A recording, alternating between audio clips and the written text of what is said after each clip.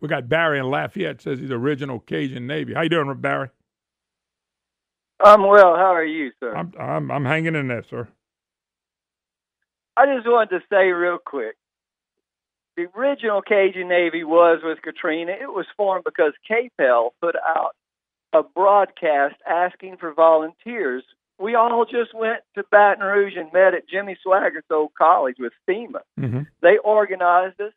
The man running the FEMA show asked for a boat with lights and a intimate knowledge of New Orleans, which I had a fellow with me that had that, and I had lights on my boat, so we stayed right there with him. When we arrived in New Orleans, we got to the Bonneville exit. We were stopped by the Jefferson Parish Sheriff's Department and told to go home. A vehement argument started. We did not go home. They told us, you'll sleep right here and wait for daylight. Of course, it was a little eerie. There were no lights or anything. It was unusual, New Orleans with no lights. But anyway, 2 hours later, they move us to a parking lot on the airline highway, mm-hmm. Sam's Club near the Zephyr Stadium. They told us we weren't going anywhere, and they blocked our exit. About 4:30 in the morning, the FEMA guy said, quietly spread the word. We're leaving. Go over the curbs. Do what you got to do. Sure. You're not subject to the laws of Louisiana. You're working for the federal government. We did so. We took off. When they hit their lights, they did not want us going in. We went anyway. We took off. There was 200 or more trucks and boats there, 2 people per boat. You had to have food, water, and supplies for 5 days to be able to go, which we all did. Okay, so I'm the first one. We go down I-10. I launch my boat into the water. We go. He gets about 20 of us out. He gives us maps. We do grid searches. Then we go over, carry boats over the trestle into the 9th Ward. We start bringing people out. We got a beautiful circle of boats idling, bringing people out, 5, 6 at a time. The people were wonderful. I've never been hugged so many times in my life. I believe that. And we didn't care who anybody was. You just got in the boat, we brought you back. Only the left and the press cares who people are. Everybody else doesn't. That's correct. At 3 in the afternoon, 3:30, I noticed when I'm headed back with my load of people from this one, that, when we started, there was nothing on I-10. About an hour into it, there was a tent set up. The Red Cross showed up. The police showed up. The Coast Guard showed up. They were not nice to us at all. At 3:30, we get back. I see the line of boats is going back out as I'm coming in a perfect line. Everyone idling, behaving wonderfully. I get back up there. There's a semicircle of Avon rafts with armed sheriffs and Coast Guard people, full battle gear like they're in Iraq. And they tell us, you will land your boat and leave. If you try to drive out of the semicircle, we will fire on you. So I was forced at gunpoint to leave. The Cajun Navy was forced at gunpoint to leave New Orleans. So I'm calling to say, thank you, Houston, for showing some appreciation. Let me ask you a question, Barry. Let me ask you a quick question, couple questions. Number one, do you think Texas and Houston learn from the disasters of Katrina? Because we weren't ready. We weren't even close to being ready. They talked about us being ready. We were ready. We've been ready, and we were never ready for anything. You think they learned and watched, and there was no way in hell they would turn down people who were willing to help? By the way, I'm watching boats in Houston right now continue to pick up people. No, sir. It didn't have anything to do with that. I listened to the argument. The argument was, you're not going in until Bush gives the money to Blanco. That was the whole fight. And when I left, that was... Well, hold up. Blanco and them didn't want them to help. They wouldn't sign off to anything. That's correct.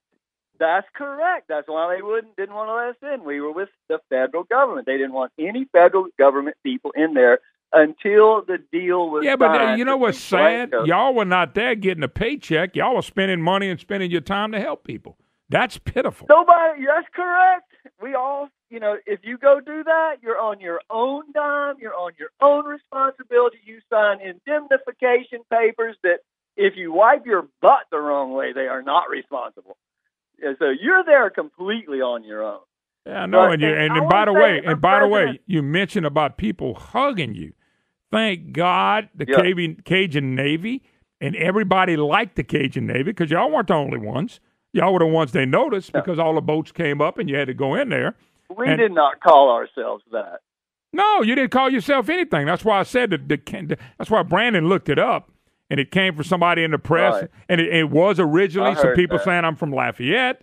So when I think of Lafayette, all my life I think of Raging Cajuns. I'm sorry, I do. So when they said Correct. that, they state the Cajun Navy. So that's where that came from. It's sad what happened in Katrina, but that's what happens with no leadership. I want to get one last thing in for President Bush. When I drove out of New Orleans that day, and they said Bush did not send help, I want everyone to know there was 2 miles of Army vehicles on the side of I-10 headed into New Orleans, stopped at the same place we were, held up by the same, sheriff's deputies with Jefferson Parish. Yeah, but let me ask you a question. Didn't that was not National Guard people, were you? Because the governor has a right to call in the National Guard people. No, these were Army troops. I stopped the truck and went and talked to them. What y'all doing? We got potable water. We got MREs. We got supplies. They won't let us in. I know the feeling. They wouldn't let us. They're kicking us out by gunpoint. And I went on home. Now, when you said you left, they made you leave your boat? Physically. No, sir. They let us put our boat on the trailers. They said, you land your boat and leave. We used I-10 for a boat ramp, a bridge, before you get to the Superdome. Sure. And we started in Lakeview, and then we went over into the night. Barry, where were y'all dropping people off at the time before they kick y'all out? Right there, back on the I-10, right where we put. So y'all the people that helped put people right there by the Superdome? No, sir. We were putting them on the other side. Okay. On the west side, so they could get back to Baton Rouge. We did not take them to the east side because then they would have been cut off. Okay. The FEMA people told us, no, bring them back here to the west side. We can get them out. So, no, we did not bring them to the Well, I got to say this. I don't know if Houston learned from us, but the Texas people, in my opinion, were so self-reliant, they took anybody that could help them help. They didn't care. It looks like to me they don't care. There's a big sign. Civilians use boats to help evacuees in Texas. Civilians. And without civilians, it's safe to say more people would have died in Katrina, too. That's correct. And let me tell you what. After spending $2 million, taking those statues down, if New Orleans goes under again, they can get on top of the bridge, on the Lee statue. I'm very unhappy about that. Fix your pumps. Yeah. Make your sense. Come on. All right, Barry. God bless. Another story. Thanks for the story. Thank you, sir. Interesting, though, Brandon. They did get stopped, and it was, when I'm looking at this, they're not stopping. They're asking people to come in and help, which is, to me, an incredible thing.